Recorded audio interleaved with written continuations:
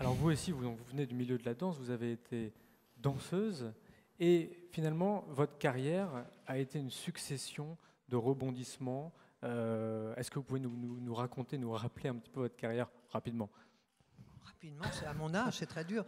Non, en fait, je pensais en écoutant toutes ces personnalités extraordinaires, je me dis dans le fond, ce que j'ose le plus aujourd'hui, c'est d'être là, Aude. Franchement, mais enfin, c'est pas uniquement pour la jouer modeste, mais c'est extraordinaire d'entendre tous ces témoignages. Mais je ne veux pas perdre mon temps de parole.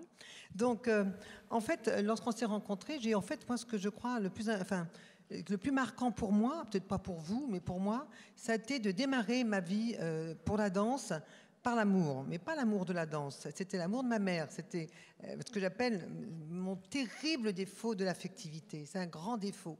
Pas croire que je suis tellement humaine. Non, c'est un très grand défaut d'une certaine manière. Ma mère m'aimait. Souvent, je dis elle adorait la danse. Moi, j'adorais ma mère. Donc, voilà. Donc, j'étais danseuse. Ça a démarré comme ça. Et en fait, j'ai jamais eu la sensation d'oser quoi que ce soit. Je faisais. Je n'étais pas exécutée. Bon. Grande histoire d'amitié aussi à certains moments. Je passe un peu les j'ai mal aux pieds, mais je n'ai pas vécu ce qu'a vécu Marie-Agnès. Je ne suis pas sûre d'avoir eu le même courage d'ailleurs à ce moment-là. Et de nouveau, histoire d'amitié avec un homme merveilleux qui est mort du sida, malheureusement, bien sûr, malheureusement, Jacques Garnier. Et on a décidé de quitter l'opéra. Ça fait beaucoup de peine à ma mère. Mais j'ai décidé de quitter l'opéra alors que j'étais engagée dans le corps de ballet pour précisément faire une chose qui était que maintenant je trouve idiote en fait, folle.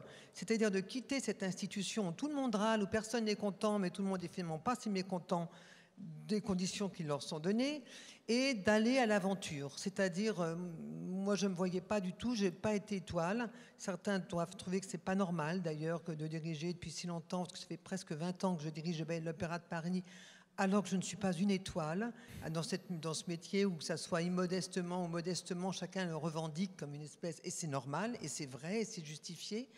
Et en fait, donc j'ai décidé avec cet ami de faire une compagnie de danse qui s'appelait le Théâtre du Silence. Fallait oser aussi, d'une certaine manière. Mais l'inconscience était là également. Et notre désir, c'était de faire nos propres chorégraphies, d'accueillir de très grands chorégraphes, comme par exemple Merce Cunningham, merci Merce, et d'autres, et avec un petit groupe de danseurs de notre génération. Il faut oser aussi, d'une certaine manière. C'est un bilan que je fais. Sur le coup, je ne me rendais absolument pas compte. Et on a été installé à La Rochelle, on dansait sous des petits chapiteaux, mais j'aimais ça profondément, vous voyez, de nouveau, j'aimais ça. Et en même temps, de pouvoir danser à travers le monde, comme on dit dans les biographies, pour montrer qu'on a du talent et du courage. En tout cas, ça, on l'a fait. Et puis à un moment donné, encore, entre guillemets, par amour, j'ai eu le bonheur de rencontrer un homme plutôt pas mal, et qui a eu la gentillesse de fonder une famille avec moi, ou moi avec lui. Et là, j'ai tout arrêté. Et j'aime beaucoup arrêter pour recommencer d'une certaine manière.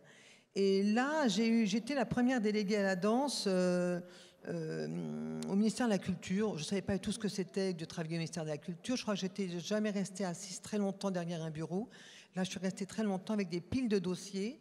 Et j'ai vraiment fait en sorte, c'était d'ailleurs le rôle qui m'était attribué, de pouvoir accompagner les chorégraphes, accompagner les compagnies de danse, aller voir les maires de différentes municipalités, les présidents de conseils généraux, le ministre et autres, pour leur dire la danse est formidable, il ne faut pas que ce soit le parent pauvre de la culture, la création doit exister, mais en même temps, il faut penser bien évidemment à l'enseignement, il faut penser aux compagnies, il faut penser aux danseurs, Enfin, penser à la danse. Moi, j'aime profondément la danse. Peut-être que pour moi, c'est un héritage que m'a laissé ma mère. Je ne vais pas y revenir.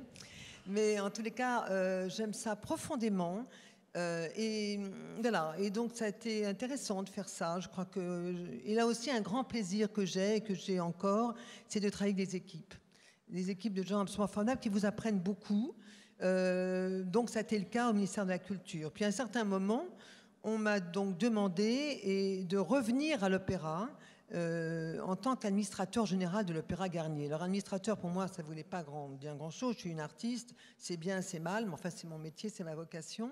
Mais en revanche, j'avais, je crois, acquis des compétences dans tout ce qui est de l'ordre de la gestion. Je sais lire des budgets, je sais les établir, je sais en discuter, je sais les défendre aussi.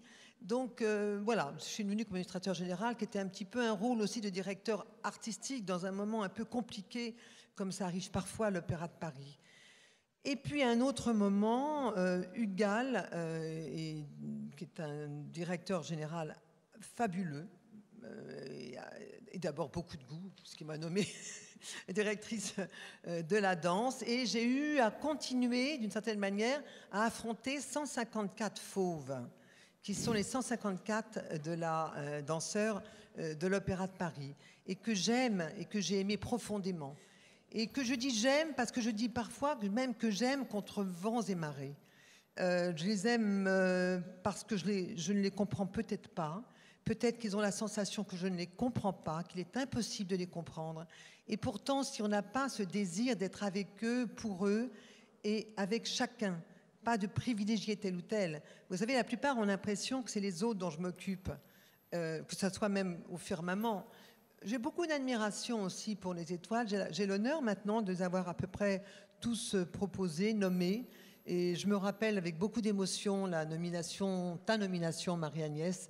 Tu as été la première danseuse d'étoiles que j'ai souhaité proposer dans un ballet magnifique que nous reprenons la saison prochaine, qui s'appelle Signe de Caroline Carlson, avec un magnifique décor, scénographie d'Olivier Debré.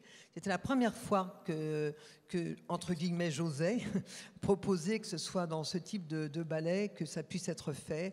Et tu as fait honneur parfaitement, bien évidemment, à cette nomination. Mais j'ai beaucoup aussi pas d'empathie, mais de respect pour des danseurs du corps de ballet. Il y a maintenant 18 étoiles, et puis des solistes, des premiers danseurs. Et les autres, c'est les danseurs du corps de ballet, qui généralement, on les voit tous en ligne, en train de faire les poses de Lac des Cygnes, ou danser des choses d'ensemble comme ça. Pour eux ont voulu être étoiles. Ils l'ont voulu, ils n'ont pas pu le faire. Je marque une pause parce que je sens que vous avez une question à poser. Une question où il va falloir répondre très rapidement parce qu'on n'a pas beaucoup de temps. Est-ce que ce n'est pas parfois un piège de trop aimer ces danseurs, ces danseuses? C'est le piège absolu.